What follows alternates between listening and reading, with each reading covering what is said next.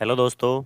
इस वीडियो में हम देखेंगे अगर किसी ने हमारे बजट हेड में चालान के थ्रू पेमेंट जमा करवाई है और अब हमें उसे रिफ़ंड करना है उस पेमेंट में से कुछ पोर्शन या फिर पूरी की पूरी अमाउंट, तो हम उसको रिफ़ंड कैसे कर सकते हैं।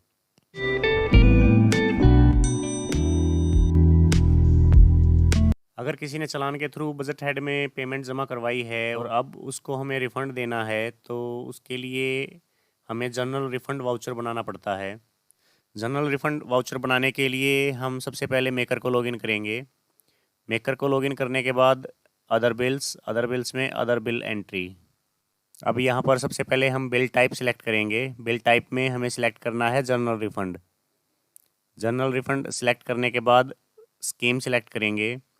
स्कीम में हमें वही स्कीम सिलेक्ट करनी है जिस स्कीम में उसके द्वारा डिपॉजिट करवाई गई है अमाउंट।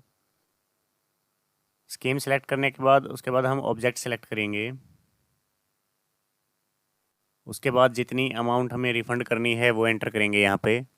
अगर आपको इस अमाउंट में से कोई भी डिडक्शन नहीं करनी है तो नेट अमाउंट में भी सेम ग्रॉस अमाउंट ही डाल देंगे। उसके बाद DDO बिल नंबर में अपना टोकन नंबर एंटर करेंगे। पर्टिकुलर्स में जिस चीज़ के लिए आपको रिफ़ंड करना है उसके डिटेल्स एंटर कर देंगे हम।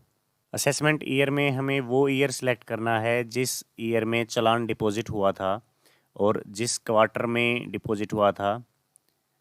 तो ये दोनों चीज़ें सिलेक्ट करने के बाद यहाँ पर हम चालान डेट एंटर करेंगे। इसमें एक चीज़ ध्यान रखनी है, अगर हमें जनरल रिफ़ंड वाउचर 1/1/2014 से पहले का बनाना है तो हम चालान नंबर एंटर करेंगे, और 1/1/2014 के बाद का अगर बनाना है तो GRN नंबर एंटर करेंगे। चालान डेट एंटर करेंगे हम जिस डेट को चालान जमा करवाया गया था और उसका GRN नंबर।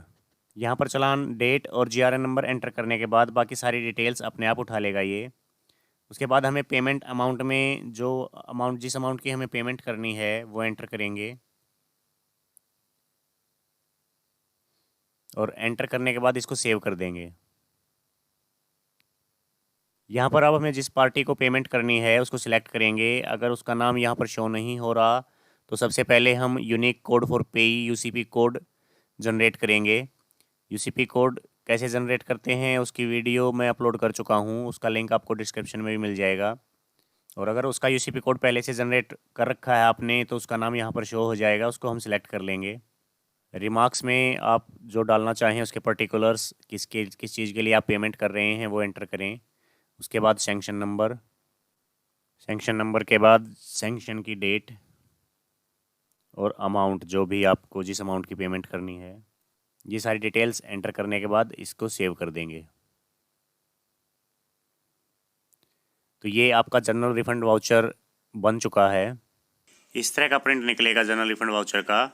उसमें यहाँ पर जिसको आपने पेमेंट करनी है उसके सिग्नेचर होंगे, और DDO सील की जगह DDO के सिग्नेचर, और नीचे ऑडिटर और सुप्रीडेंट के भी सिग्नेचर करवाने हैं अगर आपके ऑफिस में ये पोस्ट फिल्ड हैं तो। अब जैसे हम कोई बिल बनाते हैं तो उसके लिए सैंक्शन अपलोड करनी पड़ती है हमें, तो इसके लिए भी हम सैंक्शन अपलोड करेंगे। उसके लिए अदर बिल्स में जाके अपलोड सब वाउचर पे क्लिक करेंगे।